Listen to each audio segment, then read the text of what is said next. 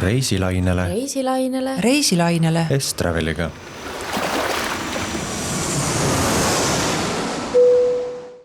Tere, head kuulajad! Mina olen Sandra ja te kuulate Reisilainele S-Traveliga podcasti. Oleme sihtkohapõhiseid saateid siin juba üksjagu teinud ja Aasia suunas ka päris mitmel nii-öelda kuuldereisil käinud juba. Ja täna siis võtame ka tegelikult suuna sinna poole ja räägime sel korral siis Aasia ühest, võiks öelda, et ühest populaarseimast sihtkohast, milleks on siis Vietnam. Paljud eestlased käivad Vietnamis ka lihtsalt rannapuhkust nautimas, aga meie täna sellest poolest eriti ei räägi, et räägime ikka kõigest muust põnevast, mida sellel nii värvikireval ja kultuur ja ajalugu täis riigil pakkud on. Et rannapuhkus on kindlasti üks väga väike osa sellest. Ja mul on siis selleks täna siia vestluskaaslasteks kutsutud mitu head kolleegi, kes kõik on Vietnamis käinud, vähemalt korra. Tere Mihkel, Maris, Kristi. Tere. Tere. Alustame kohe Kristi sinust, sest sina oled Vietnamis päris mitu korda käinud, 3 korda.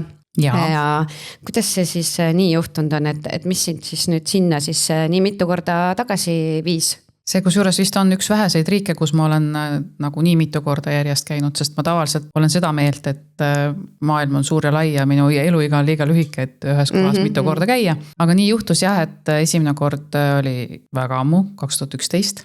Saime lihtsalt oma sõpradega kokku, kes elasid tol ajal Kambodžas ja siis oli Vietnam oli tore koht, kus kokku saada ja ringi rännata.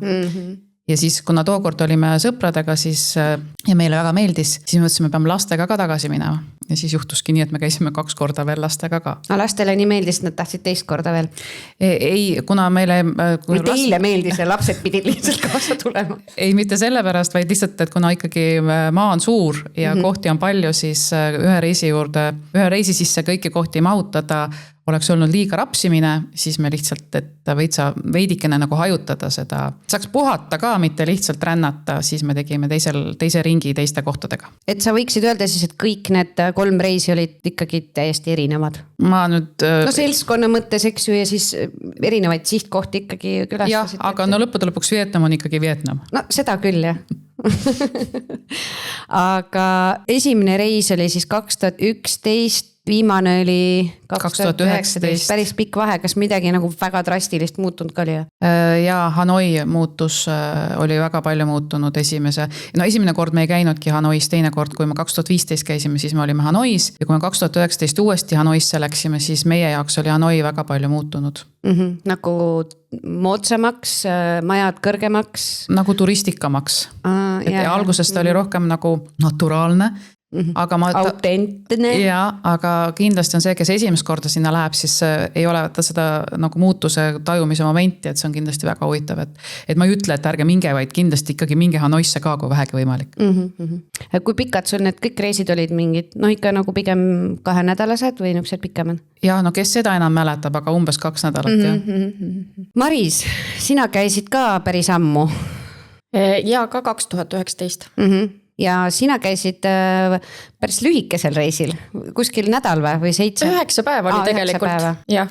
Okay. Ja minul oli siis lennufirma poolt reisifirmadele tehtud selline ringreis. Õppereis siis nimetame meie siin seda, jah. Aga oli... siuke päris, ikkagi tihe programm ja siuke, ma just mõtlesin, et kas seda reisi võiks nimetada nagu The Best of Vietnam, et näidati teilegi nagu lühikse ajaga see kõige nagu põhilisemad kohad ära. No seal ongi nii palju vaatamisväärsusi, et tegelikult küll, et me nägime, meil oli lend oli Hanoisse, siis me käisime sealt üles veel Sapa piirkonnas, mis on selline mägine piirkond, kus oli hoopis teistmoodi, temperatuur oli juba 10 madalam ja siis meil oli veel siselend Ho Chi Minhi, siis vaatasime seal piirkonnas ringi ja siis sõitsime bussiga veel 6 tundi rannapiirkond, et ma nägin tegelikult sellist 3 täiesti erinevat piirkonda.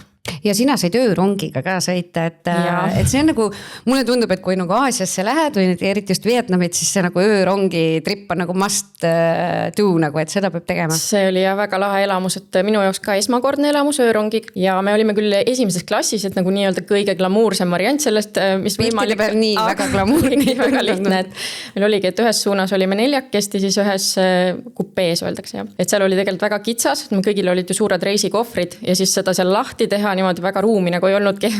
Et kui 4 inimest on nagu tagasi tulles, olime 2 neljases, et siis oli nagu mõnusam. Aga magada sai, aga samas ikka korralikult raputas ja no brussakaid oli seal ja nagu võib-olla ei ole päris see, mis see esimesest klassist nagu ette kujutada, aga nii palju, kui ma aknast nägin, siis 2. ja 3. olid ikkagi tunduvalt veel nagu lihtsamad, et ja ma arvan, et seal 3. äkki magamise võimalust ei olegi, et aga tegelikult isegi võib-olla ei olekski nagu öörong, mis ainult öösel sõidab kõige parem variant, et siis sa ju välja nii väga midagi ei näegi. Et võib-olla siuke juba, kus päevast sõitu ka natuke rohkem sisse jääb. Ja ei, muidugi võib ja. Mul on nagu ees mingid pildid, kus inimesed sõidavad seal pead on aknast väljas kuskil, mingid riisipõllud on mööda seda raudtee nagu külge alla. Päris kihvt. Kindlasti saab niipidi ka jah, aga no öörong oli selles mõttes jah hea, et me jõudsime muidugi vara hommikul 5:30 vist. Sinna Laokaisse.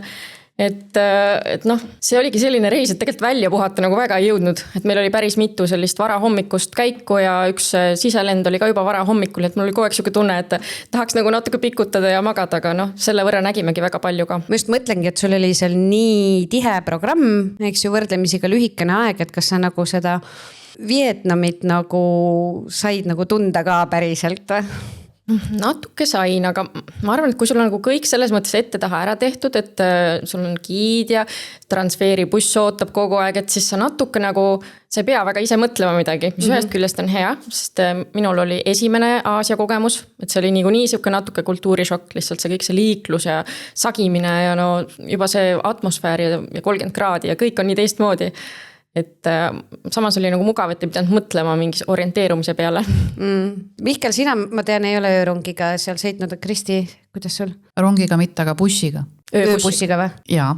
Nii, seal ei ole magamisvarianti? On, seal on nagu sellised suured tugitoolid, mis käivad voodiks. Yeah. 2 korrusel nagu narid. Nagu lennuki äriklassis nagu see voodi no peaaegu jah. Joogiteenindust ei olnud sellist, aga said kaardina ette tõmmata. Puhkasid välja? Ei mäleta. Ja puhkasime küll, aga seal oli see, et seal, kuna ma olin just lugenud mingid raamatuid Vietnami kohta ja siis ühes raamatus tehti mingi noorpaar öösel kas rongis või bussis paljaks, siis me pidime kogu ikka passima, mis meie ümber toimub, et veidikene ärevust oli magad sees. Kohvri peal. Okei, kuule, võtame Mihkli ka nüüd ette, sina oled meil kõige värskemate elamustega, mälestustega Vietnamist, sina käisid 2024, kui ma ei eksi, jah? Ja 2024 august ja september algus. Ja erinevalt siis Kristi, kes käis sõprade ja perega, Maris, kes käis nii-öelda kolleegidega, sina käisid abikaasaga 2. Kuidas siis oli, et kas oli siuke pigem romantikareis või pigem siuke full on adventure, täielik seiklus? Tead, ma ei nimetaks seda täielikuks seikluseks, sellepärast, et me ise mõlemad abikaasaga oleme sellised hästi mugavad reisijad, et küll me algul, no selles mõttes, et küll me algul mõtlesime nii öörongile kui ka ööbussile, et noh, exciting ja samas hoiad äkki ka nagu hotelli hinnas kokku. Samas, kui me neid hindu nägime, siis mõtlesime, et ei, me siit ei hakka kokku hoidma, et see on nagu niigi soodne. Et seda seiklust pigem nagu sellise trippimise näol me tegime vähe, aga saime piisavalt nende kohtade näol, mida me külastasime. Aga romantika poolelt, et noh, seda ka natuke sai ikkagi 2 minek ja kohe alguses tegime väikse kruiisi along base. Ja seda võib küll täitsa niiseks romantika pooleks nimetada seal. Aga põhimõtteliselt sina käisid ka siis terve riigi piki läbi põhjast lõunasse? Jah, et lendasime Hanoisse, olime seal mõned ööd, 3 ööd äkki, siis läksime 8 ööks kruiisile, siis lendasime Da Nangi, olime seal mõned ööd, äkki 4-5, võib-olla rohkem isegi, ma juba enam ei mäleta, mis sest aasta tagasi käisin ja siis alla Ho Chi Minh Citysse. See on, praegu mõtlen päris hea, et Marisel on rongisõidu kogemus, Kristil on bussisõidu kogemus, Miklil on laevasõidu, ei, tegelikult laevasõidu kogemus. Teist ei ole ju keegi. Mekong Deltas käisin laevaga ja siis mina sõitsin, mina tahaks kogu aeg öelda Saigon, aga ma vist olen poliitiliselt ebakorrektne, kui ma ütlen Ho Chi Minhi asemel Saigon. Mul on lihtsalt see kuidagi suupärasem. Kohalikud pidid ise ka veel ütlema. Ütlevad ka nii ja naa, jah, et Ühesõnaga meie sõitsime sellise raketa tüüpi laevaga sellises linnakesse nagu Vung Tau. Aga see ei olnud ööbimisega sõita? Ei, see oli siuke nagu kiirpaat reisijatega. Mikli käest tahtsin öelda seda, et mulle tundub, et vähemalt nii palju, kui ma nagu ise kõrvalt kuulasin, enne kui sa sinna reisile läksid, siis mulle tundus, et see oli nagu sul kõige põhjalikum ettevalmistusega reis üldse või? Nii oli jah, sest see esialgu ma olen küll Aasias varem käinud, aga Vietnam kuidagi esialgu veidi nagu hirmutas ära, et esiteks ma ei ole kunagi niimoodi reisinud, et ma ühe reisi jooksul katan nii suure ala ära. Et tavaliselt ma olen mingis ühes piirkonnas, käin natuke teises, siis tulen esimesse tagasi, aga nüüd ikkagi circa 1600 kilomeetrit põhjast lõunasse ja peatustega, siis mingid ekskursioonid ja siis siuksed daytripid linnadest välja, et mul oli Google Sheet selle jaoks. Ma ei kujutaks ettegi, et sa lendad nagu nii kaugele Aasiasse, nii põnevasse kohta, et olla terve see aeg ainult ühes rannakuurortis näiteks. Sa oled niimoodi seal ka käinud või? Ei ole. Ei ole, ikka käid ka kogu aeg ringi? Ikka ringi, jah. Ma ei soovitaks ka, et kui sa juba nii kaugele lendad, et miks mitte nagu seda teist kultuuri ja riiki nagu sügavamalt näha. Aga kõik oleneb, kui pikk su reis on, et ma ei tea, kas nädalaks keegi läheb, aga minul oligi selline reis, mida puhkuseks ei saa üldse nimetada. Et kui sa tuubid endal kõik nii täis, et ma pean kindlalt saama seda mõlemat piirkonna näha ja mingid lennud ja rongid ja asjad, et siis tõesti puhata nagu ei jõuagi. Et mul oligi vahepeal, ma tegin lõuna pausi ajal mingi tuinakut, sest lihtsalt nii väsinud olid, et kui kell 5 ikka ärkad juba rongis, kus sa eriti nii und ei saa, et siis sa ei saa nautida seda päeva nii palju. Aga teil oligi lõpus siuke üks vaba päev rannas, et teie pikkuse reisiga oli see nagu okei, ma mõtlen 2-nädalasel reisil võib-olla mingi 2-3 rannapäeva lõppu jätta oleks tegelikult ka täitsa okei ju.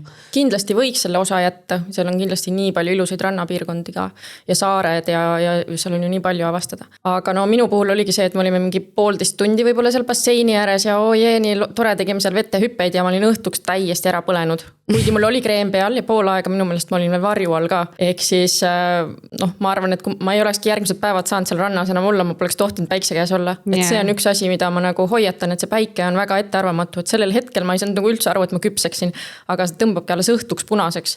Ja mul oligi nagu nii suur pettumus oli, et kõik läksid õhtul massaaži ja ma ei saanud minna, ma olin nii põlend. Seest ma läksin jalamassaaži, siis üks noor mees tuli, tegi mulle jalamassaaži. Ma ikka märkasin seda, et nagu rannas käisid kohalikud ja mitte kohalikud pigem nagu õhtupoole, et selline 4-5 paiku alles mindi randa, et me esialgul mõtlesime ka, et lähme kell 1 päeval ja kedagi ei ole, okei. Siis olime oma 1,5 tundi ära ja saime aru, miks kedagi ei ole. See UV on ikka hoopis teine seal. Sellest olekski nüüd hea edasi minna selle juurde, et millal siis Vietnamisse minna üldse.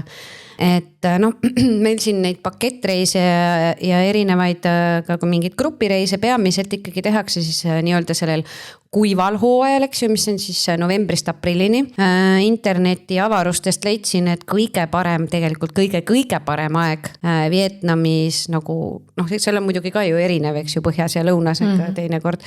Aga et kus on nagu siuke, kui sa tahad terve riigi läbi käia, siis siuke kõige ühtlasem on märts-aprill kogu riigis.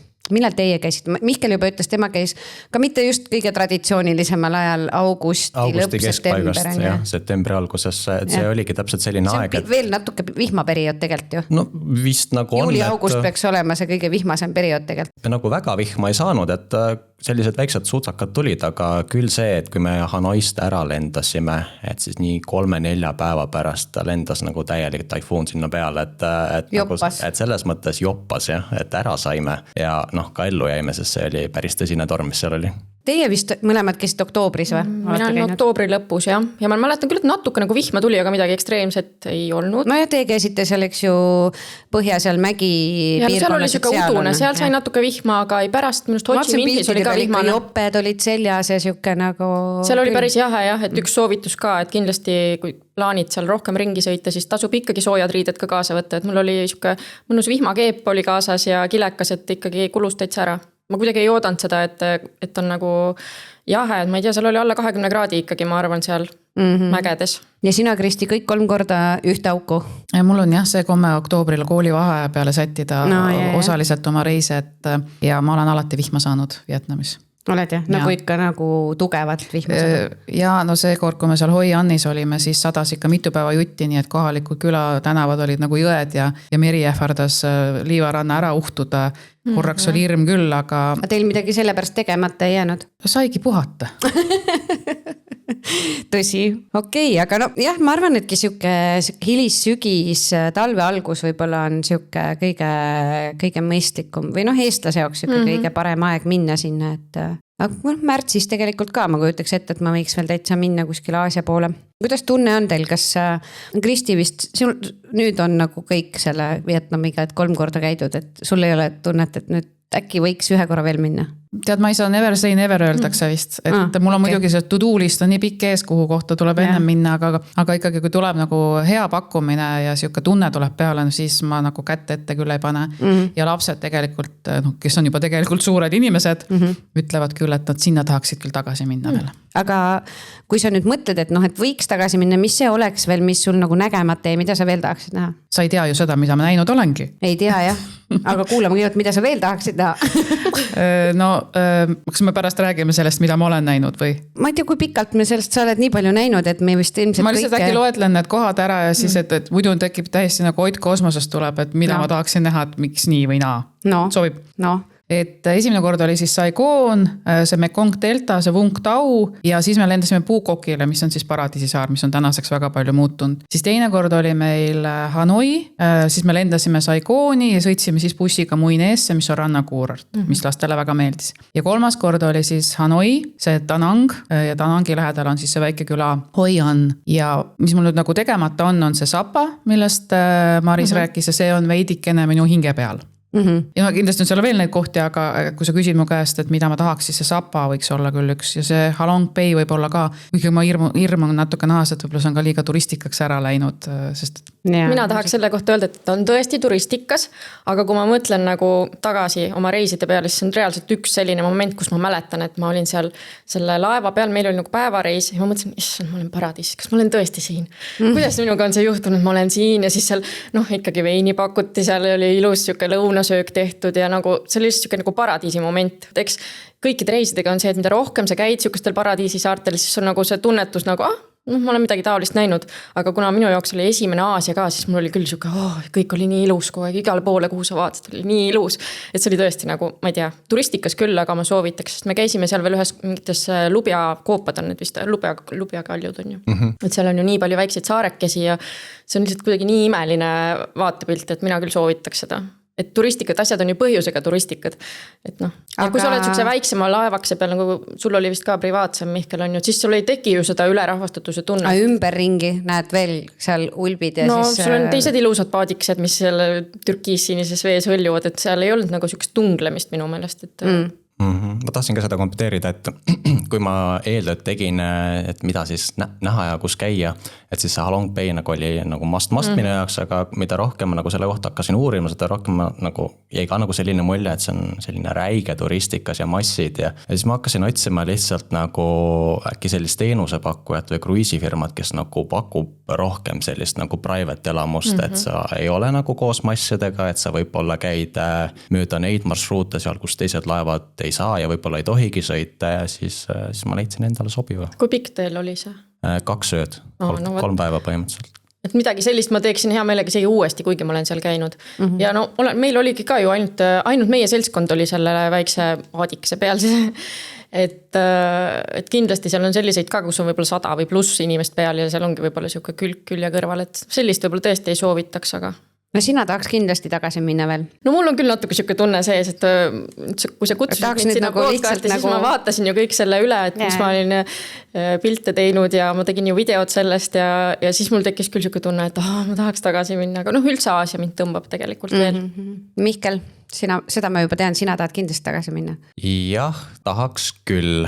Aga samas on nii palju veel neid kohti, kus ei ole käinud. Samas on nii palju neid kohti, et ma arvan, et on teatud piirkonnad, mida ma tahaks kindlasti veel külastada. Samas ma olen nõus tegema kompromisse olenevalt seltskonnast, et ma täpselt nagu kahekesi uuesti nagu sama asja enam läbi teeks, et jällegi oleneb seltskonnast, võib-olla kui laps on suurem, on ju, et kindlasti talle näidata neid kohti, mis mulle väga meeldisid. Küsidagi, et kas sa lapse võtaksid järgmine kord sinna kaasa? Järgmine kord ilmselt võtaks, aga see ei oleks veel nii pea. 10 aasta pärast. Kristi, vanad su lapsed olid, kui esimest korda käisite? Issand, hakka nüüd arvutama 2011. Aga ei, 2011 veel ei käinud lastega, 2015. Jah, vabandust, aga ütlen nii, et mu lapsed on terve Aasia läbi rennanud, et see Vietnam ei ole ainuke koht, kus me oleme käinud nendega.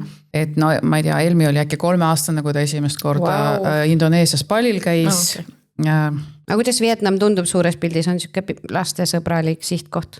Jaa, aga no see, kuidas me seda nüüd ütleme, siis see bakterid on veidi teised, et ma tegin alati neile profülaktikat, et nad saavad oma probiootikumide laksud ennem kätte, et täiskasvanud saavad kangest alkoholist abi, aga lastele viina sisse ei jooda, et vältida seda, et noh, seda, kuna seal on teine mikrofloora, see mutavinaara, see käib sust üle, et selles mõttes tuleb olla ettevaatlik. No ma arvan ka, et lastega võib minna, aga oleneb ikka täitsa vanusest, et nagu kärus oleva lapsega ma ei läheks. Et esiteks seal on osad sellised teed, et noh, kõnniteesid põhimõtteliselt pole vahepeal. Liiklus on ju seal selline, et sa pead nagu natuke eluga riskema, et üle tee saada, et seal ei ole nagu klassikalised ülekäigurajad, et nüüd kõik peatub ja siis sa lähed üle, et lapsega ma nagu ei tahaks joosta seal nende rollerite vahel. Ja näiteks seal Sapas olid siuksed suht sopased mägiteed, et ma kujutan, et väga ebamugav tundub lapsega seal nagu liikuda. Aga kui sa lähed kuskile rannakuurortisse, siis seal olid kohe laiemad teed ja seal nagu on täitsa tehtav, aga siis jälle tekib küsimus, et kas sa lähed siis nagu väikse lapsega nii kaugele korraks on ju. Oleks mõistlik ikka minna sellise liikuva juba, noh, või siis noh, on ka selliseid, kes ju võtavad lapsed selga ja saab, rändavad. Kõike saab kindlasti, aga lihtsalt siis sa pead tegema mingid kompromissid, et sa võib-olla, ma ei tea, iga päev ei liigu uude sihtkohta ja oledki võib-olla nädal ühes, nädal teises, siis miks mitte. Mis te arvate, mis see, nüüd ütleme inimene, kes kõige esimest korda läheb Vietnamisse, mis see võiks olla nii-öelda, võib-olla isegi mida te oleks teinud teistmoodi oma esimesel, noh, Maris, sinul küll valikut ei olnud, on ju, aga noh, mida sa, kui sul oleks olnud valik, on ju, et mida te nagu teistmoodi oleks teinud oma esimese reisiga näiteks, et mis need nagu, ütleme 2 nädalat, on ju, ja põhikohad, mis võiks nagu läbi käia, et päris lõhki nagu ennast ei tõmbaks? Et mis see nagu see esimese reisi nagu marsruut võiks olla või suke nagu must see kohad? Minule ei läinud esimene reis aia taha, sest mul olid need Kambodžas elavad sõbrad, kes olid Vietnamis korduvalt käinud, et mina käisin nende järgi ja tegin kõike järgi, mida ees tehti ja saime väga hea kogemuse. Ja tundus, et sinul kui esmakordsel käijal seal oli see siuke nagu perfect...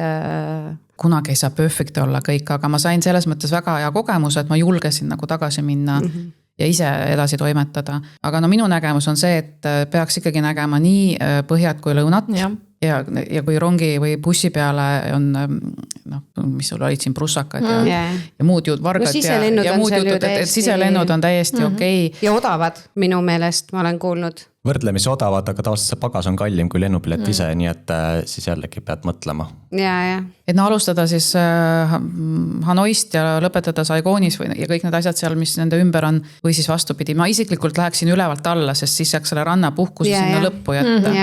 No selles mõttes, et Hanoist me siin rääkisime, eks ju, Marise ja Mihkli need lood sealt Sapasse või siis Halong Bay'le. Aga jah, keskel on ju see Da Nang, kust saab sõita mägedesse, kus on see kindlasti inimesed on piltide peal näinud seda klaasist silda, mida käed hoiavad. Seda ma vaatasin ka piltidelt, tundus väga lahe. Mihkel, kas sa mäletad, mis selle koha nimi oli? Bana Hills on, see on tegelikult hästi suur teemapark, Euroopa teemapark, mis on ehitatud põhimõtteliselt mäe otsa ja seal reaalselt sa võid seal terve päev käia ja sul jääb ikka midagi nägemata, et mina olin sellest kohast isegi väga vaimustuses, mulle meeldis. See oli see Kondliga, sõitsid sinna üles, seal üleval olid siuksed lossid ja asjad. Jah, see on vist isegi maailma pikim mingisugune ühe trossiga köisraudtee, et see oli vist mingisugune 5 kilomeetrit midagi, ma enam ei mäleta, et see oli omajagu pikk ja maaliline sõit. Ja no see linn on ju, mis see lähem linn, see Da Nang, mis on tegelikult üsna suur linn, kuhu on ka tegelikult väga head ühendused.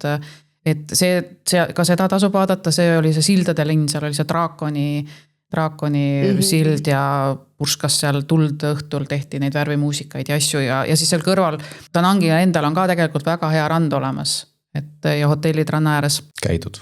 Jah, ja siis lähedal on see UNESCO linn, see Hoi An, et autosõidu kaugusel, et võib selle stopi teha. Aga Pukok on nüüd saar ja selle peale peaks lendama. Aga vahepeal võiks Saigoonis siis käia või siis lõpetada. See oleks juba pigem nagu siuke, et mida võib-olla esimesse reisi ei pressikski. Kuna Pukok on ka väidetavalt väga palju muutunud, sest et kui meie seal käisime, seal oli paar hotelli ja põhiteema olid need pärlid, et iga nurga peal oli pärlipood, aga hotell oli vähe, siis eile, kui ma küsisin Gemini käest, et mis Pukok teeb, siis ta ütles, et see on nüüd täis luksushotelle, et see on väga palju muutunud. Ehk et see oleks nagu must, et võib-olla tõesti siis see Da Nang, no muidugi ma ei tea ka Da Nangi ja Hoi Ani olukorda tänasel päeval, aga et vältida võib-olla veel ühte seda lennu otsa, siis võib-olla ma seda Pukoki nagu to-do listi nagu must to do's ei paneks võib-olla. kuidas see esimene kord üldse Vietnam nagu tundus? No sulle te oletegi ühe korra käinud, kas pigem selline täielik Aasia kaos või pigem sihuke täitsa nagu nihuke mõnus ja sihuke kerge riik, kus seigelda? Nii kui sa suurlinna ristmiku peale satud, siis on esimese hooga Aasia kaos. Aga nagu natuke läheb aega, siis sa saad sellest kaosest osaks ja siis sa liugled juba omas tempos ja siis ongi kõik okei. Siis enam ei ole kaos. No neid on palju, selles mõttes, meie eestlaste jaoks on nagu seal ikka palju inimesi. Et see võib-olla on natuke niisugune teistsugune, aga Aasias üldse on palju inimesi. Aga minu meelest on väga sõbralikud ja kõik see... Kuidas teile tundus? Kuna me maandusime Hanois ja siis meie majutus oli vanalinnas, et see ise oli juba korralik kaos ja see esimene õhtu oligi, kus meil kõige rohkem ka vihma sadas, et oli selline korralik päikesetorm. Ei saanud algul aru, kuhu minna, siis takso pani ka meid kuskil veidi eemal maha, sest tänavad on kitsed, ei mahu ümber pöörama seal ja nii edasi. Ja siis algul oli ikka väga kaos ja siis kus siin üle saab ja kus see meil hotell täpsemalt on, et midagi ei paista nagu tuttav, aga siis nagu Kristi ütles, et sa elad ennast sinna sisse ja harjud ära ja siis juba valid omale sobiva tempo. Inimesed siin pikali ei jookse. Rollerid võib-olla küll. Turistid jooksevad võib-olla pikali. Pigem turistid rendi rolleritega, et kohalikega on nagu väga safe. Sest nende rolleritega on niimoodi, et sealt tulebki lihtsalt, sa ei tohi teha äkilisi liigutusi. Need on nagu tõesti palju. Aga kui sa lähed rahulikult, ta sõidab sust mööda nagu ümber. Aga kui sa hakkad äkilisi liigutusi tegema, seal mõtled ringi ja siis hakkad ise nagu pabistama, teed 2 kiiremat sammu, siis läheb lappama see olukord seal. Sest enese kindlalt pead teele astuma, et ma nüüd lähen ja siis nad jäävad suht nagu viimasel hetkel seisma. Aga no pead usaldama nagu. Et natuke selgituseks seal ongi see, et sul nagu jalakaijale on roheline tuli, et võid üle tee minna, et see nagu igal pool ei maksa. Aga teist keegi rolleriga ise sõitnud ka seal on või? Mina ei söendanud. Meil oli küll seal rannapiirkonnas oli küll mingisugune jutt vahepeal, et lähme lähemale asuvasse linna, aga mina ei julgenud, sest ma ei ole elus nagu sõitnud, ma mõtlesin, ma reisil ei taha nagu olla see hakata katsetama. Ja. Sina, Kristi? Me Puukokkel sõitsime, aga mu sõbrad on sellised nagu, ütleme niimoodi, et apsakamad, siis nemad muine ees sõitsid ka rolleritega. Ja minu meelest ka seal Hoi Annis, sest Hoi Anni ranna äärest sinna vanalinna on natuke omajagu minna, kuigi seal sõidab selline eriti fancy pikendatud lahtine limusiin, mis on vist atraktsioon, siis lihtsam oli ikkagi oma rolleriga seda sõita, kui oli vaja minna, aga seal ei olnud nii palju aegagi, et muidu sõidad edasi tagasi.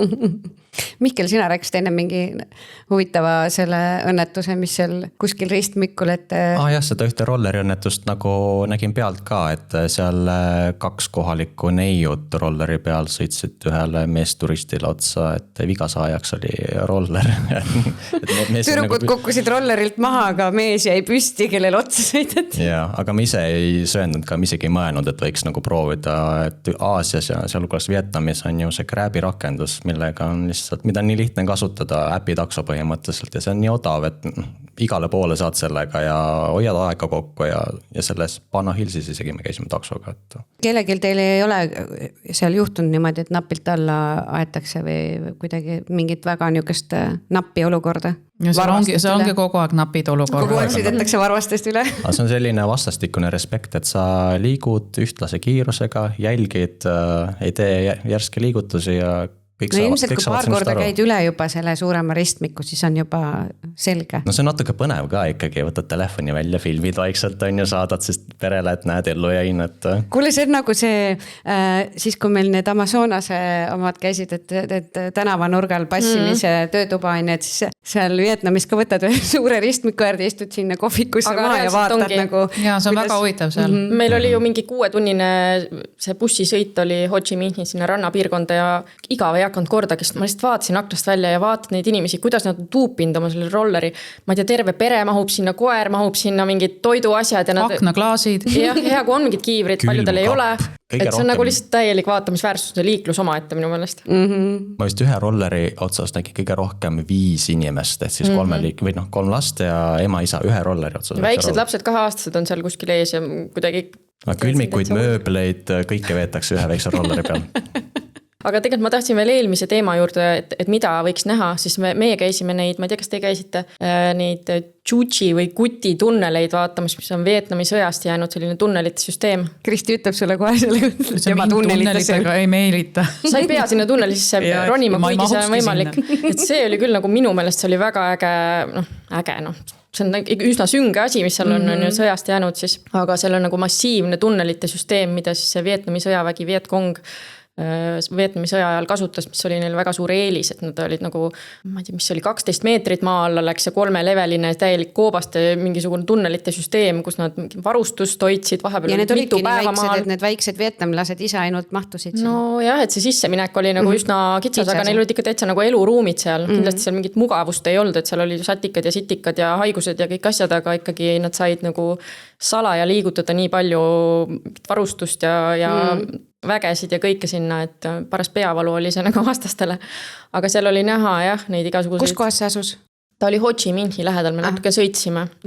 Aga jah, need tunnelid ise peaks olema mingi väga suure maa-ala peal, ma ei tea, 200 kilomeetrit või üle Vietnami vist on neid tunnelite süsteeme tehtud. Aga see oli nagu ikkagi väga mingi imetlusväärne selles mõttes, kuidas nad olid need ehitanud ja seal näitas neid igasuguseid lõkse, mis nad olid vaenlastele teinud ja üsna sünge, aga nagu väga põnev vaatamine, et seda ma soovitaks kindlasti ka. Ja Hanois me käisime Hanoi ooperiteatris ühte etendust vaatamas, et ma soovitaks kindlasti mingit sükust kultuurishowd vaadata, et see oli nagu täielik üllatus. See ei olnud tegelikult ju mingi ooper, eks ju, mida sa käisid vaatamas, see oli pigem mingi akrobaatiline etendus. Mingi segu traditsioonilised, mingid muusika, tantsud, akrobaatikad, see oli nagu väga süke wow, et ma ei osanudki sellest nagu midagi oodata, et tegelikult pilet oli päris kallis vist eurodes, mingi 45 eurot, et see ei olnud meil nagu, see oli vabatahtlik nagu programmis juurde osta ja me läksime ja kõigil oli nagu wow. Ilmselt ei ole selline asi, mis nagu esimesena tuleks pähe, et ma seda läheks tegema, kui ma nagu Hanois olen.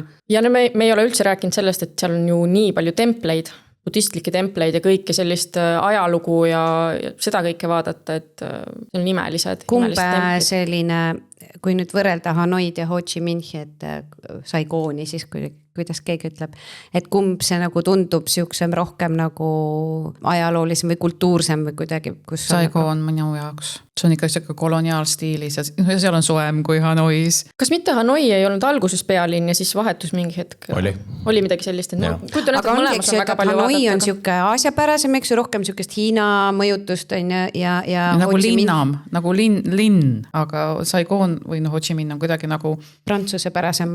Jah, kuidagi siuke suur küla, eriti suur küla. Selleks peaks vist kauem kohal olema, et sellist põhjapanevat järeldust teha, et aga... Minule just jättis Hanoi sellise traditsioonilisema mulje, aga ma olin põhimõtteliselt terve selle aja vanalinnas ja selle ümbruses, et siis tunduski kõik selline hästi vana ja autentne, et ma nagu pilvelõhku ei näinudki seal. Ei, ma mõtlengi see nagu see õhkkond oli selline, et kõik teevad tööd, kõik toimetavad, kõik lähevad kuhugi. Aga Saigoonis on kuidagi chillim see, ma isegi ei tea, mida ma öelda tahan, aga... Seal on seda prantslastest jäänud seda Vahemere, seda ja temperatuur on teine, et samal ajal on Hanois hoopis teine temperatuur kui Saigoonis, et sa all tunned ennast võib-olla rohkem turistina. Et üleval istudki jope seljas seal restoranis, eks ju, et Nojah, ilmselt sellest võiksin pikalt laialt arutada, et mis neist nüüd erinevat on veel ja kumba eelistada või kumba vähem eelistada. Aga ma tahaks selle turvalisuse juurde ka veel tagasi tulla, et liiklusest me juba siin päris pikalt rääkisime, et see just nüüd kõige turvalisem ei ole, et tuleb kuidagi väga tähelepanelik ikkagi olla. Aga kuidas nagu üleüldiselt turvalisus just nendes suuremates linnades tundus? Või isegi väikestes külastes ilmselt ei ole mõtet sellest turvalisusest rääkidagi, aga just nagu... Ma mõtlen kriminaalse poole pealt võib-olla siis, kas tundus, et on natuke siuksem... õhtupimeduses vähekene kriipim. Ma arvan, et käekotti tasub alati hoida nagu ligi, aga meil oligi seda oma avastamisaega oli suhteliselt vähe, et vahepeal küll jalutasime see linna peal ringi, aga ma nagu kordagi ei mäleta. Mul ei ole jäänud meelde, et ma oleks midagi kartnud või keegi oleks mulle tundunud kahtlane, et ma toimetasid seal oma asjaga. Kui ma oleks kauem ja võib-olla rohkem peaksin nagu omal käel hakkama saama, siis ma arvan, oleks rohkem neid olukordi. A rongis ei olnud... Me olime esimeses klassis. et ei olnud, no Kristi juba rääkis, et natuke nagu, et kellelgi seal juba tehti paljaks. Mina lugesin raamatut ennem ja seal tehti keegi bussis paljaks ja siis mul hakkab pilt hästi jooksma, kui ma olen lugenud. Aga muidu nagu ei tundunud bussis, et võiks kuidagi olla selline kahtlane, et äkki keegi varastab midagi. Ei, no tegelikult selles mõttes sa pead ikkagi olema, kui sa ise nagu ei presenteeri ennast ja oma raha, sest seal sa oled ju miljonär, nagu ühe esimese rahavahetusega oled miljonär kohe. Et kui ise nagu ei jäta asju ripakile ja oled nagu hoolas, et noh, ütleme, taskuvargad olid küll see, kui sa küsid mu käest, mis oht on, siis mu esimene mõte oleks taskuvargad. Aga mingid pätte ja kaabakaid, kes tahavad sind seal neerudoonoriks, seda ma ei oleks nagu tunnetanud, aga... No, seal kindlasti on nagu mingid kahtlaseid piirkondi ja tänavaid, et turistina see võib-olla ei satu kohe nagu nendesse kahtlastesse piirkondadesse võib-olla nii palju. Püüdsime otsida, aga ei leidnud, et ka selles mõttes, et me tegime selliseid huvitavaid marsruute näiteks mingi 12:01 öösel, et ei läinud mööda peatänavat, lähme siit kõrvalt on ja vaatame huvitav on, et tegelikult seal olles nagu meil kummalgi ei tekkinud sellist tunnet, et peaks nüüd midagi või kedagi kartma, et nende esimeste päevade jooksul ka tänavapildis ei jäänud silma nagu sellist kahtlast kontingenti, meil pigem nagu tundus, et kõik on nii sõbralikud ja külalislahked, et hotellis ja tänaval, et me saime hästi palju abi kohalikelt, et mis meil oli vaja teada saada, me saime. Kas inglise keelega saab suhteliselt laadnalt hakkama seal, no ütleme niimoodi suurlinnades? Pigem mitte, et kui vanemad inimesed kindlasti nagu väga ei räägi, nooremad väga tahavad rääkida, näiteks meil oli vahepeal vaba aega, siis ka mingid kooliõpilased tulid meie juurde lihtsalt, et can I practice, et just sellist nagu suhtlust, et nii ja naa, et oleneb kellega suhelda. Aga jah, sellistel õhtustel või öistel kitsastel veidi nagu kahtlastel tänavatel liigeldes. Meil just oli nagu pigem huvitav, et vaadata natukene kodudesse sisse, kus siin tehakse süüa, kus käib karaoke, et selline vibe oli nagu hästi lahe meie jaoks. Okay, et kehakeelega saab ka väga hästi hakkama, sa pead lihtsalt ise seda olema valmis rohkem rääkima. Ma arvan, et nagu Kristi mainis, siis sa oled seal miljonär, et ma soovitaks selle rahaga natuke tutvuda enne, kui sa esimest korda lähed turule, sest et seal on ju, no see 1-0 vaata on nagu päris raske, et kas on 50 000 või on 500 000 sul käes, sest näiteks üks smuuti sul maksab juba 45 000 ja siis hakka seal nende rahatähtedega arvutama ja saad neid münte tagasi ja kui sa siis esimest korda nagu näed neid, et seal võid petta saada, ma arvan küll nagu pool kogemata ka, et või rahavahetuses ma soovitaks kindlasti üle lugeda, et nad teevad seda vaata sul nii, et kus mingi kahtlases kohas lähed raha vahetama, et siis võib-olla nagu vaata ikka 2 korda üle, et mingi paar nulli kuskilt puudu ei ole. Aga restoranides või söögikohtades nagu inglise keelega enamasti või ikkagi ka menüüst näitad seal, kõik menüüd on pildiga ja näitad näpuga, ma tahan seda. Vist jah. Enam-vähem saab hakkama küll, et oleneb jällegi ka restoranis, kas ta on selline vähe fancy või autentne pererestoran, kus all on siis nii-öelda restoran, üleval elatakse ja niimoodi mitu põlvkonda. Mulle nagu meenuks, et nagu enam-vähem igal pool sai ka kaardiga maksta, et kui nagu seda sularaha mis jälle võib oma ette oht olla, ma ei tea, kui palju seal kaardipettusi on, aga Aasias võib-olla jah, muidu see peeritakse su kaart ära, et kindlasti soovitaks, ma ei tea, 2 erinevat kaarti või vähemalt nagu pere peale, et oleks erinevaid maksevõimalusi, sest neid asju ikka inimestel juhtub, et kaart on tühjaks tõmmatud. Aga saad ka telefoniga maksta selles mõttes, siis sul seda nagu füüsilist kaarti ei ole, mida sa võib-olla ära annad. Noh, kuskil seal Sapa Mägikülas, ma arvan, sa ei saa seal võib-olla kohvi osta, on ju, aga... Seal olid sellised värske lihaletid vahepeal, kus ma mõtlesin, et kuidas 30-kraadises kuumuses need värsked lihad. Ma nägin neid pilte sul nendest värske, jutumärkides värske lihaletid. Ma arvan, seal see Apple Pay'ga ei saa äkki. See liha ei näinud värske. No aga siit jõuamegi natukene toidu juurde ka. Kõik olete tänavatoitu söönud seal ikka, on ju? Ja no meie sellest viis ongi see, et me nimetame neid plasttoolidega restoranideks, et sa nagu püüadki otsida võimalikult autentset, et tänaval jalutad, vaatadki, kus palju kohalikke on, siis see on kindlasti hea koht ja sinna minna. Aga mille järgi te nagu, okei, ma saan aru, sina esimene kord sul olid seal targemad lähikondlased või kõrvalriigi elanikud kaasas, aga kuidas sa teed nagu valiku, et kas siin... Mis isutab seda? Ei no, kas on ikka ohutu või kas seal on nagu... No see ongi see alati kindel, et kus kohalikud söövad, seal tõenäoliselt on okei, on ju. No, sinu kõhule võib natuke teistmoodi mõjuda, aga järelikult on ikkagi hea koht. Et jah, no meil muidugi viidi. Spitsviin enne alla võtta ja siis minna... Coca-Colata. Ja Coca-Cola. Coca-Colat, jah. Kusjuures mina tahtsin seda öelda, et me sõime nii palju mereandi ja kõik oli kuidagi hästi kerge ja mõnus oli, et mul ei olnud kordagi peale söömist sellist rasket tunnet, et seal oli restoranides oli hästi tavaline, et toeks sulle 8 käiku, aga need asjad on kõik nagu tervislikud, mingi spinatit, siis on riisipaberisse pandud seal need krevetid ja mingisugust, ma ei tea, porgand ja mingid, kõik on nagu kerge ja tervislik, kuidagi mõnus oli alati olla peale söömist. Okei, aga ühesõnaga ütlete siis, et selle järgi oleks kõige kindlam valida, vaata, et kus palju kohalikke sööb, et siis sinna tasub sööma minna. Kui me vaatame neid kohalikke restorane, need madalate plasttoolidega, et see peaaegu põrandal sööd. Ja see Vietnami kanasupp, Phoon, mis selle nimi, see on tõesti mega maitsev. Kuigi ta ei näe minu meelest, välimuselt ta ei näe nagu mingi siuke. Ta on üsna lihtne nagu, aga minust ülimaitsev ja mul nagu mitu nädalat Eestisse tagasi tulles pärast isutus, ma mõtlesin, kus ma saaksin seda. Tead, kus sa saad siin seda? Lähedal, meil on siin lähedal üks Vietnami restoran. No, aga kui sa ei usalda neid inimesi, kes tänava peal on, siis võid teha nii nagu mina, et võtad toidutuuri kohe esimesel õhtul, et ma mõtlesin kas Viatorist või Get Your Guide'ist Estreli kaudu. Et see oli mingisugune äkki paarkümmend eurot ja siis tuleb neiu, viib sind kas 6 või 7 kohta, siis proovid kõiki asju, mida sa võib-olla ei oleks osanud tellida, saad mingisuguse pildi, võib-olla esimese lemmiku, mida tahaksid veel proovida ja siis sul see julgus tuleb, et juua või noh, et julged edaspidi läheneda ka sellistele kohtadele, mis võib-olla tunduvad veidi nurgatagused, aga noh, tegelikult nad seda ei ole. Et no, sellised food tourid on tegelikult päris populaarsed ja ei ole ainult selliseid, mis noh, sinu puhul oli, eks ju, õhtul on ju. Et vaid on ka terve päeva kestvaid selliseid, kus sa käidki seal turul näiteks ja noh, rääkimata sellest mitmes söögikohas veel, et ja saad ise kokata vahepeal ja seda ma tahaks ka teha seal, õppida mingisugust Vietnami toitu tegema. Aga te ei teinud või? Ei, me ei teinud, seda ei teinud. No, sa oled teinud Vietnamis mitte Tais olen. Aga kui söögikohtadest veel või söögist rääkida, siis mis siis, okei, sinul vist oli see Pho või? Sai lemmikuks või? Jah, ma arvan küll ja üldse kõik need siuksed riisipaberisse tehtud rullikesed, mida kastad vist mingi kalakaste või midagi sellist. Kalakaste on kerge kaste selline, et need olid nagu hullult maitsvad, mingi krõbedad krevetid lähevad sinna sisse ja lihtsalt. Kristi, mis sinu lemmik on? No selles mõttes, et minul ongi see, et mul Vietnamiga seostub kõigepealt söök. Ja kui sa nüüd küsid, et kui ma tagasi läheks, siis söök on see üks kõva argument, mille pärast sinna nagu tagasi minna seda autentset sööki.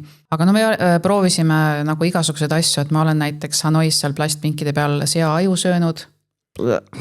Siis muinees oli toidufestival, siis krokodill oli Vardas, grilliti seda seal. Aga noh, need mereannid on ikkagi selles mõttes omaette klass, et mul lihtsalt on nii ehedalt meeles, muidugi see aasta siis oli 2011 või mis 2015, kui me lastega olime, 20 kammkarpi 2 eurot.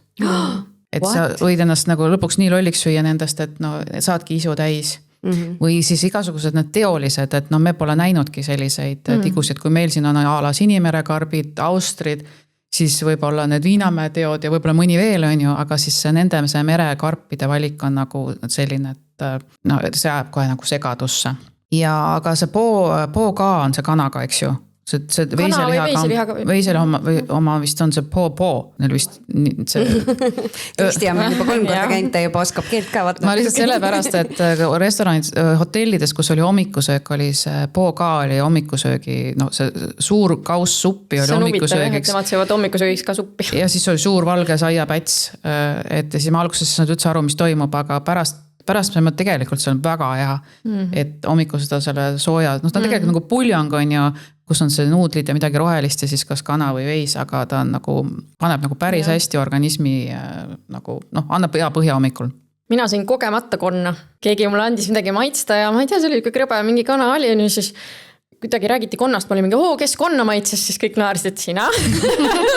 Ma olin mingi, okei. Kas see oli kõige ekstreemsem asi, mida sa proovisid seal? Vist jah, ma olin nagu rohkem kindla peale, ma sain rohkem mingit fried rice'i ja noh, neid mereande küll, aga ma nagu toorid asju väga ei julgenud võtta. Seal Muine rannapiirkonnas ma tean ka, meil osad sõid väga palju Austreid ja värke, aga ühel oli ikkagi pärast nagu mingi tõsine tervisejama oli ka nagu Eestisse tulles minust läks täitsa haiglasse. Et peab olema ettevaatlik nagu nende sihukeste väiksemate kohvikutega, et kujutad võib-olla ette, milline nende see tagaköök võib olla nagu, et kas sa tahad sealt kõike nagu toorest. Igaks juhuks. Kas sinul sea-aju oli kõige ekstreemsem, mida sa seal söönud oled või on midagi veel niukest? Ei, mina arvan, et see sea-aju on üleüldse minu toiduvalikus kõige ekstreemsem, et mul mees ja siis sõbrad on siuksed krupski armastajad, et me proovime igast imelikke asju igal pool. aga see on mulle ikka kustumatu mulje jätnud, sest et see oli see hotpoti laadne, see oli siis Hanois madalate toolide peal, siis me tellisime sellest, nad toovad sulle kõik selle möllu sinna juurde, mida sa siis toppida saad sinna soojapotti on ju juurde, et paned ise neid.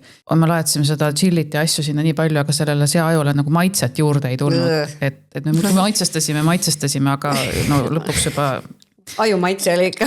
jah, et ma arvan, et meile tookord mitte kellegile see ei maitsenud, aga ju siis kellelgi oli olnud ennem mingi hea kogemus, et meil üldse nagu proovisime seda või ma isegi ei mäleta, kuidas me selle peale tulime, et me päriselt nagu ostsime või tellisime selle seaaju.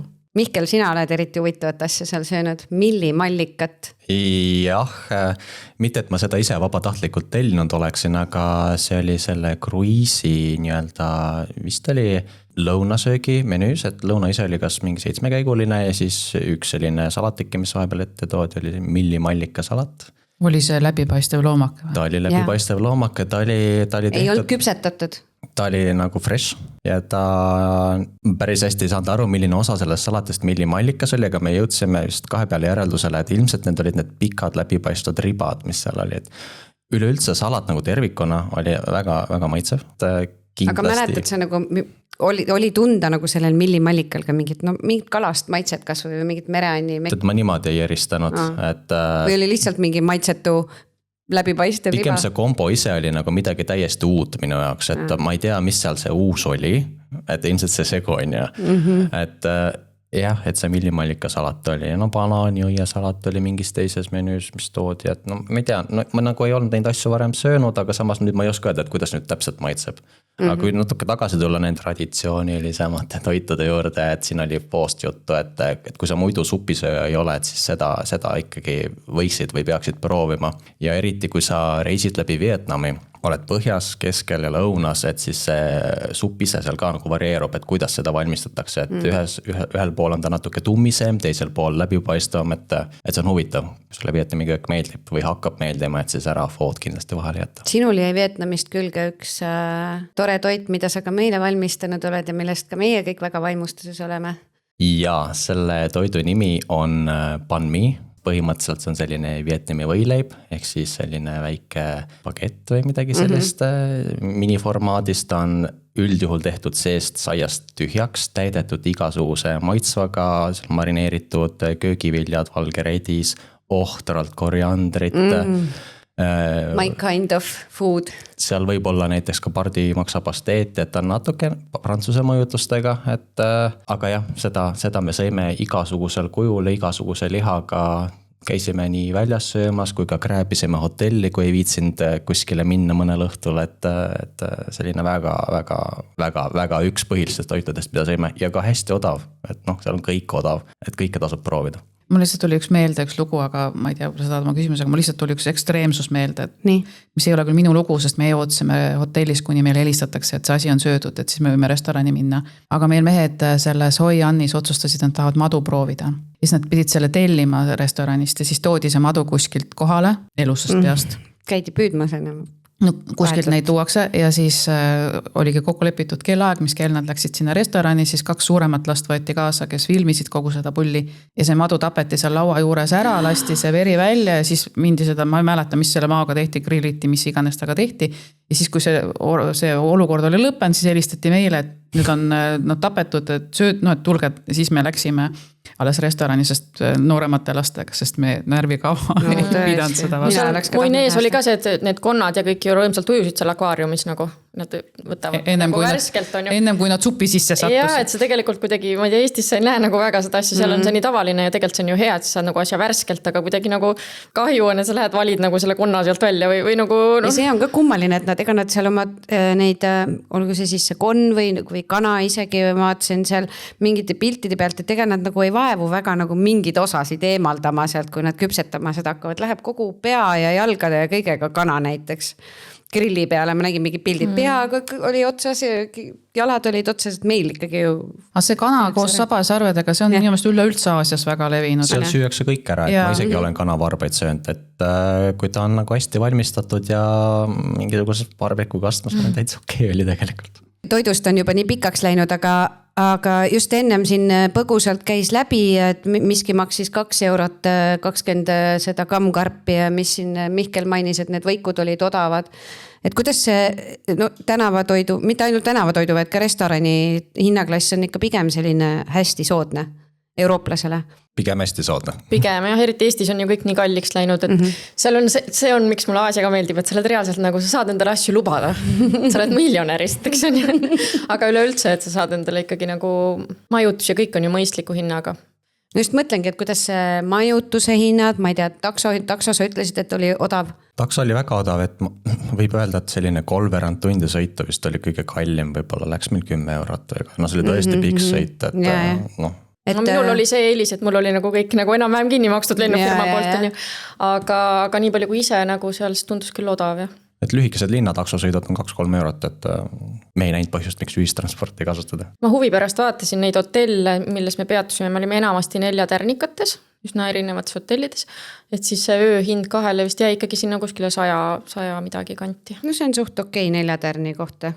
Mida ma tahtsin veel öelda, et näiteks seal Sapas oli meil, vist 1 öö olime seal, aga mul oli selline hotellituba, mis oli nagu kuidagi, ma ei tea, Kalju siis poolses osas, et mul ei olnud aknaid. Et see on üks asi, millele võiks nagu võib-olla. Seda ma tahtsin ka puudutada ühe teemana, sest Kristi on lausa sviidis ööbinud, kus ei olnud mitte ühtegi akent. Mitu tuba teil oli seal? Meil oli 3 tuba ja siis vanituba ja siis 0 akent. Sa teadsid seda enne sinna minekut või? Ei, ma ei olnud üldse seda toatüüpi tellinud, mul olid hoopis teised toad, aga nad ütlesid, et neid nad praegu saada, aga me upgrade ime teid sviiti, mis oli impossantse trepi ja sammastega toas ja paljude vooditega akent ei olnud, et mina olen teada tuntud kingise ruumi kartja, nii et, aga noh, nii jäi jah. Aga ma saan aru, et olite seal? 2 või 3 ööd. No see on okei, aga ma mõtlen, see võtadki näiteks nädalaks või 2 nädalaks endale mingi, ma ei tea, luksusmajutuse ja siis sa kuidagi ei oska sellele mõeldagi, et sul võib-olla akent pole, et pildid on ka tehtud nii, et akent pole näha, siis ei tule selle peale. Kardin on, aga sa ei tea, et seal kardina taga ei ole akent. Või on mingi see šaht. Paremates, ma kuskilt lugesin, et ikkagi enamasti on see ära märgitud kuskil, et see windowless room või midagi, et aga sa pead ise nagu tähelepanelik olema ja oskama seda vaadata, et kui sa ei tule selle pealegi, et mis mõttes tuba ilma aknata, on ju. Ja seal on see väga tavaline. Et ma tean, et Londonis ma olen ka ööbinud niimoodi, et sul meeter peale akent on telliskivi sein, eks ju, et see on almost the same, aga vähemalt ikkagi sul on aken ja mingi päevavalgus tuleb, aga et nagu ühtegi akent pole, see on creepy. Ja kuidagi umbne oli ka ikkagi see süke. Ja levi ei olnud eriti selles hotellis, üldse mägedes ka on ju, et see võib olla asi, millele peab seal ka mõtlema, et sul ei ole igal pool võib-olla hotellides isegi 4 tärnikas. Ma läksin vahepeal koridori peale, et mul läheks nagu sõnum läbi. Aga shopata on soodne Vietnamis? Ei tegelenud shoppamisega väga? No seal on turud ja seal peab kauplema. Aga see peab arvestama seda, et mitte midagi ei ole päris nagu, mida sa näed, et need on kuskil, kellegi väiksed valged käed on kuskil mujal need valmis teinud, aga kaubelda tuleb. Ja selle shoppamisega seoses on minul nagu, kui keegi ütleb mulle same but different, siis mul tuleb alati Vietnam meelde, sest et küsid, näitad ühte särki, tahan suuremat, toob hoopis teistsuguse, ütleb sulle same. Särk ikkagi. Mina ostsin näiteks ühelt turult endale ühe punase siukse kittelkleidi ja ma alles sellel jõuludel kandsin seda, nii et on päris mitu aastat mul kasutuses. Et ma ei mäleta, palju see maksis, aga kindlasti oli odav. Mihkel, sina ostsid kohvri sealt lausa? Mul läks vaja jah, selles mõttes. Sellepärast, et sa ostsid sealt nii palju asju, et sul oli kohvrit vaja? Ei saa öelda, et isegi nii palju ostsin, aga me läksime ühe kohvriga ja selle me pressisime täis ja siis mõtlesime, et kui me tahame midagi sealt kaasa osta, et siis võtaks teise kohvriga, vist võtsin selle äkki Danangi kuskilt turult ja see vist maksis muidu 30 eurot, mõtlesin, et ma tulen hiljem tagasi, et ma ostan, aga ma jõudsin tagasi siis, kui ta hakkas juba asju kokku pakkima, siis tegi ise selle 5 eurot alla veel, ma ei küsinud, et meile endale kaaslasega ta väga kahjusust, et sa ei kaubelnud. Ta vist mõtles, et ma nii kaua mõtlesin, et miks ma ei tule seda ostma juba, et siis mõlemad olime rahul ja ma ei tea, seal tasub shopata, seal võib ka kaubelda, aga mul endale tundus, et need asjad on seal isegi juba piisavalt odavad, et eks ma siis natuke toetan, et mida tasub teha, mida meie ei teinud, on Hoianis on seal rätsepteenus, et kui sa tahad midagi specially for you, sa näitad mingisugust fotot ja sulle tehakse see paari päevaga valmis, et täpselt selline ja see hinna kvaliteet ja suhe on seal väga hea. Nii et kes ülikonda soovib, siis tasub Vietnamis lasta. Vietnamis, jah. Need teevad selle suht siva valmis ka ju? Jah. Okei. Issa, mul on veel nii palju tegelikult, millest ma oleks tahtnud rääkida, aga mis veel läbi pole käinud, aga mida te oleks tahtnud ise näiteks enne reisi teada? mis te praegu jagaksite kuulajatega? Mis see võiks olla veel nagu mingid asjad, mida oleks tahtnud ise enne Vietnami reisi teada, et vot see on seal niimoodi või midagi, mida oleks võinud veel kaasa võtta või midagi? No ma vist rääkisin ka juba sellest, et igaks juhuks soojad riided ka võtta, kuigi paljud ju lähevad täiesti nagu maikadega siin soojamaa reisile, aga teinekord tahad kuskile mäe otsa ronida, et siis riided. Ma ei tea, raha natuke kaasa vahetada, aga koha peal on kindlasti soodsam vahetada, on ju, et mingi kõik raha ei tasu siin Eestis ära vahetada, ma arvan. Ja no päike on intensiivne, ei tasu ära põleda kohe alguses, eriti kui 50 sul on peale. Nädal aega veel rannas plaanitud, et noh, mina oleks pidanud mööda varjualuseid käima siis järgmised päevad, et õnneks sain ära tulla põlend peale. Mihkel, mis sul? Kuna ma tegin sul oli muidugi nii põhjalik eeltööd, aga midagi äkki oli, mis nagu... No seda küll, et südapäeval ei maksa randa minna, et võib natuke hiljem seda teha, et kuigi me oma reisi ei saaks nimetada, et meil nüüd see rannapuhkusele erilist rõhku panime, et meie rannas käisime ainult Tanangis viibides seal nii-öelda linnarannas. Ma ei teagi, kuhu ma selle jutuga jõuda tahtsin, aga ärge kartke päikest ja pange kreemi. Ja mis mul praegu tuli meelde, mis võib-olla ei lähe päris siia teemasse, aga mul tuli meelde, et oli üks massaažisalong, alt nägi nagu väga ilus välja, seal vist olid jalamassaaži omad, kõik oli kuidagi nii fancy. Mõtleme, läheme sinna, on 10 eurot tund aega klassikalist massaaži. Aga siis viidi meid sinna teisele korrusele ja seal oli kuidagi nagu ülirõske ja mul oli siuke tunne, et neid mingid linasid, mis seal on, et neid küll peale igat inimest ei vahetata. Ja siis mul oli selline massöör, kes vahepeal rääkis telefoniga samal ajal ja ma ei tea, kuidagi ei olnud nagu kõige parem kogemus, kuigi nagu kõik kiidavad seda, aga ikkagi peab võib-olla valima natuke paremini kohta, et see 10 eurot, kui sa ei naudi seda tundi aega, võib-olla ei ole ka nagu seda võib-olla kui sa eeltööd vaata väga ei tee, et ma ka ei teinud, et siis on loterii, et kuhu sa satud, et aga 10 euro eest on massaaži küll. Kindlasti on, jah. Toidust ennem rääkisime ja sellest ka, mis võib sealne toit põhjustada, kas te kaasa võtsite mingid rohud või muretsesite koha peal, kui olukord käes oli? Ja minul olid kaasas, laste jaoks olid, nagu nimetatakse vist probiootikumid. Nendele ma lihtsalt usasid neid kogu aeg. Iga hommik algas sellega, et said oma doosi kätte ja söötabletid on tavaliselt kaasas olnud. Minu arust ka võtsin neid probiootikume vist varuga, nüüd peab tavaliselt hakkama juba varem võtma ju mingi nädal või midagi Eestis, et ma vist tookord isegi võtsin selleks reisiks, aga mul nagu ei juhtunud midagi halba, ei olnud vaja apteegis käia. Sul vist oli ikka mingi... No me küll valmistusime ja et tegime ka mingit väikest kuuri, aga see mõte tuli meil liiga hilja ja aga meil oli siis vahemaandumine Istanbulis sinna lennates ja siis ma mõtlesin, no Türgis saab ikka mingit kanget kraame, et kui midagi peaks juhtuma, aga see Türgi apteeker, ta vist nagu väga hästi inglise keelt ei osanud, siis me pidime nagu käte jalgadega näitama, mis kus sisse läheb ja kust välja tuleb, et ja siis kuidas seda vältida ja siis ta teadis väga head rohtu, mis nagu tegelikult siis hoitis korgi ilusti ees. Okei. Praegu mõtlen, et seal vist on tegelikult malaaria oht ka vist mingites piirkondadest, minu meelest praegu hakkab meenuma, et kui me seal Kuti tunneleid vaatasime, siis me olime nagu metsas rohkem, et seal ma ikka vaatasin, et neid sääsed ei tuleks ligi. Aga no mina olen, kui ma alguses hakkasin Aasias käima, siis ma sõin seda malaaria tablette ja siis ma tegelikult mõjuvad suht laastavalt organismile. Ja siis ma otsusin, et parem on, ma olen Vietnamis alati ostnud sääsetõrje vahendit. Need on seal kindlasti. Mul ka meenub, mingit sukust Vietnami salvi moodi asja vist ka pandi peale. See on järgmine asi, mida alati ostetakse, aga seal on nagu mõnusate magusate lõhnadega, nagu need aerosoolid ja asjad ja lavendliga midagi, et me oleme alati neid sealt ostnud, et mul on nagu tundnud nagu profülaktika nagu selle nende sääsepeletajate pealt nagu mõistlikum kui süüa, sest et ma nagu ei plaani kunagi nagu väga sügavasse džunglisse minna, on ju. Aga nad võivad ju seal restoranis laua all ikka napsata su jalgu või midagi, aga pigem neid sääsepeletajaid kasutada. Aga linnas ja rannakuurortis olles pigem sa ei pea sääskede pärast nii väga muretsema või õhtusel perioodil ikkagi nagu on. Ei meenu küll, et oleks olnud. Et pigem ikkagi mulle ei meenu, et üldse oleks näinud neid, võib-olla see on sõltub sellest perioodist, millal sa käid. Et, ja niiskemal perioodil kindlasti on rohkem, on ju. Nagu ei mäleta sääski. Teeme selle kiire küsimuste-vastuste vooru ka ära, mis mul siin juba viimasel ajal on tavaks kujunenud. Katsume siis lühidalt vastata. Teeme siis siit suurim üllatus, Kristi. Issand jumal, on niisugused kiired vastused, minu käest küll ei saa, mina olen väga aeglane. No vasta siis aeglaselt, aga lühidalt. Toit. Nagu hea üllatus. Nagu hea toit, väga hea toit. Maris? Ma arvan, see liiklus ikkagi oli nagu esimest korda Aasiasse reisivale inimesele nagu šokk natukene. Mihkel? mina arvan, et see külalislahkus, et ma ei ole küll palju Aasias käinud, et Malaisias ja Singapuris varem, aga kuidagi Vietnam nii eristus, et igal pool, olgu see hotellis või mitte hotellis, kus iganes käisid, võeti nii hästi vastu, nii sõbralikult ja tuldi ka rääkima nii-öelda niisama juttu, et see külalislahkus oli mulle nagu suur üllatus. Sellest me ei jõudnudki täna kahjuks eriti rääkida, aga vähemalt sa said nüüd selle ära öelda, et seal on külalislahked kohalikud. Suurim kultuurishokk. See madu või? Ei no seda madu ilmselt saaks ka Gruusias või kuskil, et ei pole mitte. Sa võid ka öelda, et ei olnudki. No et miljonäriks sai üleöö või ühe korra käisid, rahavahetuses olid miljonär. Palju seda eurosid vahetama peab, et saaks miljoni kohalikku? Ei tule praegu peast? Peast ei tule. Minu meelest ma vaatasin seda äkki 1 euro oli äkki mingi 34 000 või midagi sellist. Vietnami tongi. No et väga palju raha ei peagi vahetama, et olla miljonär seal. Jah. Nii, Maris? Kultuurishokk, no ma juba ütlesin, minu jaoks liiklus oli, ma jään liikluse juurde uuesti liiklusnumbriga. Mihkel? Ma pean jälle ütlema, et ma tegin nii põhjalikku eeltöö, et mind oli raske šokeerida. Mind ei šokeerinud viski. Tõsiselt. Aga abikaasat? Võib-olla see liiklus ikkagi jah, et selles suhtes Marisega peab nõustama. Ma ei tea, kas see läheb kultuurishokki alla, aga mingi hotell meil oli, ilmselt oli ka 4 tärnikas, aga see oli mingi siuke lühike vahepeatus enne mingi töörongi või midagi.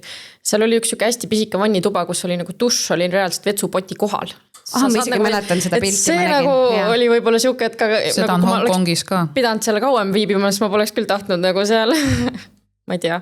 No ilmselt ikkagi see akendeta hotellituba on ka natuke nagu sealne see üks kultuuri osa juba, et see on ka tegelikult natuke siuke šokeeriv. See täitsa oleneb, millises piirkonnas sa selle majutus endale võtad. Jällegi, kui sa võtad kuskil ranna ääres uues pilvelõhkus, seal ei ole seda probleemi. Kui sa võtad vanalinnas, kus on majade vahel või majad kõrval ehitatud, vahepeal midagi maha lammutatud, sinna vahele uus pikk toru ehitatud, et siis tõesti võib juhtuda, et akent ei ole. Olgu, lähme edasi. Suurim pettumus. Mul ei ole Vietnamiga suhtes pettumusi. No peale selle, et ma selle sviidi sain, millel aknad on, me just rääkisime. Aga muidu mul on, ei. Maris? Mul ka nagu ei meenu midagi sellist suurt. Võib-olla see oligi, et ma nii kiiresti ära põlesin ja mul kuidagi see hea massaaž jäigi nagu saamata, et see jalamassaas oli ka okei, aga kõik teised tulid välja, it was amazing, kes mul oli veits nagu. No sinu puhul tõesti see ongi pettumus nagu. Ei maksa päiksega liiga seal liiale minna, kui tahad head massaaži saada. Mihkel? Otseselt nagu pettumust ei olnud, aga jällegi, kuna mul iga hetk sellest reisist oli siin vau ja seal vau, siis võib-olla siuke Hoi An oli minu jaoks natuke igav. Et ma tegin küll sinna ainult päevareisi ja tõenäoliselt ma ei näinud kõike, mida sellel väiksel linnakesel pakkuda on, aga sinna ma võib-olla teist korda ei läheks. Kõige naljakam hetk. Mis küsimused, Sandra? No kes see mäleta? Mõtle ise, ma käisin 2019. Aga kui oli tõesti mingi väga naljakas hetk, siis see peab sul meil oli väga naljakas hetk, aga see on nii pikk lugu. Ma rääkisin sulle eile selle ära, kuidas mu poiss ühe poe ees hakkas anekdooti rääkima niimoodi, et kõik naersid, täiesti lambist hakkas rääkima. Pika anekdoodi, kes kuulasid suamul ja naersime. Siiamaani naerame, kui meelde tuleb. Ja ei ole üldse Vietnamiga seotud. Ma ei tea. Maris, tuleb või nii? Noh, minu kulul ikka sai seal nagu nalja natukene, aga mulle meenub, et äkki see oli ka seal Laokai, kas see oli siis enne või pärast töörongi, igal juhul me läksime mingisse kohvikusse ja ma vaatan, mis asja, mingi sama maal jälle seina peal ja mainin seal nagu seltskonnale, et nii huvitav, et siin on ka täpselt see sama maal ja siis kõik olid mingi kuule, see ongi siis sama kohvik, kus me ennem käisime, vaata, me mingi einestame seal juba ja ma ei saanud aru, et ma olen samas kohas tagasi, me tulime mingist teisest uksest sisse ja mina vaatan, no jälle mingi nii sarnane koht, vaata. Thinking out loud on ju, jah, oli mul selliseid momente nagu selle konnaga ja. Ühesõnaga väga hea, et ma ei pidanud seal ise orienteeruma, sest nagu ma ei saanud aru, et ma olen samas kohas tagasi. See orienteerumine oleks seal kindlasti minu jaoks ka üsna suur väljakutse. Mihkel, sul ka mõni naljakas? Ei, paraku ei ole, mulle ei meenu, et räigilt kildu oleks saanud või ei ole. Nii, kõige kaunim vaade? No võib-olla siis, kuna mul mitte midagi muud meelde ei tule, võib-olla see sealt ülevalt, mis hillid. Bana Hills. Ja võt selle sealt otsast alla vaadates, võib-olla need vaatad siis. Sealt saab selle Alpi raudteega ka alla lasta, et see oli ka äge. Ma ei tea, kas sa tegid seda? Ei, ma igast asju ei tee. Marise vastust me juba tean, otseselt Halong Bay. No Halong Bay ja siis mida me veel ei maininud on seal lähedal, selle Sapale lähedal oli mingi Kat Village, mis oli ka ulduristikas, aga nagu mega ilusad vaatad riisiterrassidele ja kuidagi see tasus ikkagi minna. Mihkel? Mis see küsimus oli? Kõige kaunem, kõige ilusam vaade? ikkagi oma abikaasa. õige vastus. aga on veel seesama kruiisilaev ja Halong Bay ja see teine bay, mis seal kõrval on, et noh, minu kogemus on võib-olla natuke teistsugune, aga lihtsalt sa oled seal Infinity Pooli ääres, sul on see Singapore Sling kokteil käes ja sa oled üksi ja mitte kedagi ei ole ja nii lahe ja nii mõnus idüll. Sul lihtsalt vedas, et te olite seal peaaegu üksi. jah, et selle kruiisil, kus me olimegi, seal oli 53 kajutit. oota, seal oli Infinity Pool teil või? jah, selles mõttes, et see oli jaht ikkagi nagu. See oli luksusjaht, aga seal oli 52 sviiti ja nendest 6 oli täidetud, et see oli suht private. Töötajad oli rohkem kui reisijaid või? jah, tundsid sind imepidi alati ja. Kas sa ütlesid ka, mis see maksis sulle? Ja siin nüüd saates ei olnud, aga muidu ma olen sellest rääkinud, võib-olla Traveleris kirjutasin ka, aga see 2 ööd 2 oli 900 usti.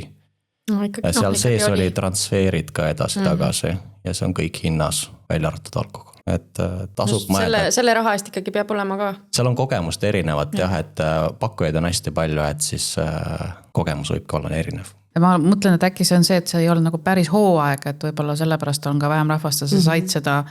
Seal on ka see, et enamik külastajaid teeb üheöiseid kruiise ja neil on 2 laeva ja see üheöine on nagu fully booked alati.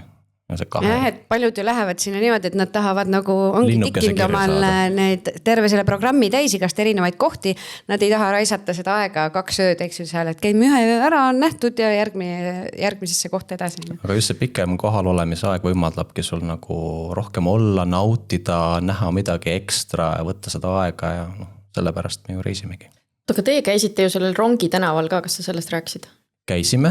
Jaa. Jaa, see on üks. Meil on juba kiiret palun, Mihkel. Väga äge oli.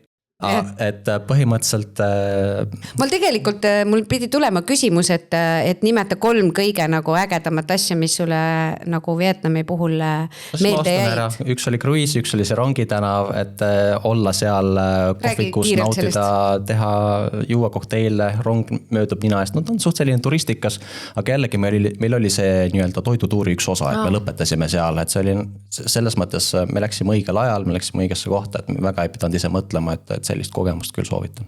Kaua te olite seal ja kui mitu korda see rong sealt mööda sõitis 1 korra või? Tead, lõpuks sõitis vist 3 korda, aga 3. kord oli siis, kui me juba ära läksime, aga kui sa nagu ei, need rongid sõidavad millal iganes, et see rongiplaan ei pruugi alati nagu kehtida. Ühesõnaga, see on niisugune kitsas tänav, kus siis mõlemal pool on mingid söögi-joogikohad, keset jookseb läbi raudtee, mis põhimõtteliselt sul 10 sentimeetrit ninast nagu mööda sõidab. Ja neid selliseid kohti on 2 ja üks võib olla vahepeal kinni ja whatever. Kas ta sõits väga kiiresti või pigem aeglaselt? Pigem aeglaselt, aga ette jääd siis jah. Huvitav, kas seal juhtub palju ikkagi õnnetusi või ma kujutan, turistid on nagu siuksed natuke pealaiali otsas. Ja seal on ikkagi olnud seda, et a la rong võtab sul selle laua kaasa, mille tagasi istud, et seal peab ikkagi nagu ettevaatlik olema. Kuule, Amsterdamis jäävad ka turistid jalgratturitel alla kogu aeg. Nii, Kristi, sinu 3 kõigemat? Rand. Ehk siis ütle ka, kus rannas sina olid? Ei üleüldse. Kui on nagu rand, ilus valge liivarand, see mulle meeldib ja siis toit mulle meeldib. Siis ma ennem korra juba jõudsin mõelda, kõik läks meelest ära juba. No ja siis tead, ma ei ole ühtegi korda öelnud, ma ütlen siis siia elamuste juurde sulle selle ba-ba-ba. See on kohalik õlu, 3-3-3. Ba-ba-ba või? Jah, 3-3-3, ba-ba-ba. Kas see natuke meenutab seda tai, mis see tai, see põhiõlu on see? Väga hea. Selline kerge hele õlu on ja? No väga hea, Maris. Kas oli nüüd kohad või elamused või kõik läbi segi? Läbi segi, 3 kõigemat, mis? No mulle ikkagi jättis see Halong Bay nagu sügava mulje, siis mulle meeldisid need Vietnami sõjast jäänud tunnelid, see oli jälle täiesti teine maailm on ju, täiesti kontrast. Ja ma ei tea, kui palju me sellest Mekong deltast rääkisime, sellest paaditurist. Kristi õnnalt mainis. Ja seal on muidu need ujuvad turud ja kõik, et nagu kõike seda ei näinud nii palju, aga see on ka alati niisugune must do asi nagu Vietnamis minu arvates. Seal on jälle see oht, et kus see vee tase parajasti on. Ja. No selge, siis on ring peale tehtud ja nii paljust rääkimata jäetud. Aga kas sul vähemalt tekkis tahtmine minna Vietnamisse? Absoluutselt. Ma ei ole tegelikult mingi eriline Aasia fänn, aga mulle praegu tundub, et olles siin nagu Balist ja Taist juba teinud saade, siis Vietnam nagu oleks see, kuhu ma kõige esimesena ilmselt läheks nendest 3. Väga hea valik. Jah. Aga võtamegi siis kokku selle saate, siin sai räägitud sellest suurlinnade nii-öelda energiast ja liiklusest, väiksemate kohtade võlust, põnevast toidust sai räägitud, natukene ka sellest loodusest on ju. Ja kõikidest nendest vahvatest hetkedest, mis siis selle reisi nagu päriselt tegelikult meeldejäävaks teeb, et ma pakun, et nüüd nagu tänase saate järel küll see kuulajatele jättis Vietnam nagu sellise tunde, et või nagu ütleme nii, et me suutsime nagu sellele Vietnamile täitsa nagu maitse ja lõhna anda, isegi täitsa nagu lisaks sellele kuulmisele. Minul hakkas küll isutama see kanasupp, et kus see Vietnami resta on, et äkki läheme sinna edasi. Aga ma arvan, et me siin laua taga võime kõik olla nõus sellega, et Vietnam on küll kindlasti üks sellistest sihtkohtadest, kus reisikonsultandi abi ja nagu väga korralik eelplaneerimine võib siis ikkagi muuta kogu selle kogemuse ikkagi oluliselt nauditavamaks, mugavamaks. Et eriti siis, kui sa tahadki tõesti väga sisutihedat, eks ju, programmi tahad võimalikult palju näha, ja et sa saaksid siis ise nagu muretult ilma selle logistika ja programmi peale mõtlemata päriselt kohal olla või? Nõustute minuga? Ja ma tahaks ära mainida ka veel enne, kui me saate ära lõpetame, et meil on selline üks väga tore hea partner ka nagu G-Adventures, kellel on siis Vietnamis ikka nagu väga suur valik erineva pikkuse ja erinevaga siis erinevate huvide või aktiivsustasemega reise. Ja need on just sellised veel ekstra sellise kohaliku kogemuse fookusega, et siis et kui üksinda nagu ikkagi ei taha planeerida, ei julge planeerida või ei oska, et siis nende nagu reisid. Kohapealsed programmid on. Kohapealsed programmid, jah, just, et lennupileteid oskavad ju väga paljud inimesed broneerida, aga just see, et mida seal kohapeal teha nii, et sa saad tõesti sellest nagu võimalikult palju ja paljud ikkagi tahavad seda võimalikult palju kohalikku kogemust, et siis G-Adventuresil on tegelikult tõesti väga hea valik ja meie veebis on ka väga mugav selline otsingumootor nende reisidele, et kellel siuke väike huvi tekkis, siis go check it out. Aga aitäh teile, Kristi-Maris, Mihkel, et te tulite ja oma muljeid ja toiduelamusi ja muid naljakaid seikasid jagasite ja soovin siis kõikidele kuulajatele põnevaid elamusi Vietnamis. Kuulmiseni!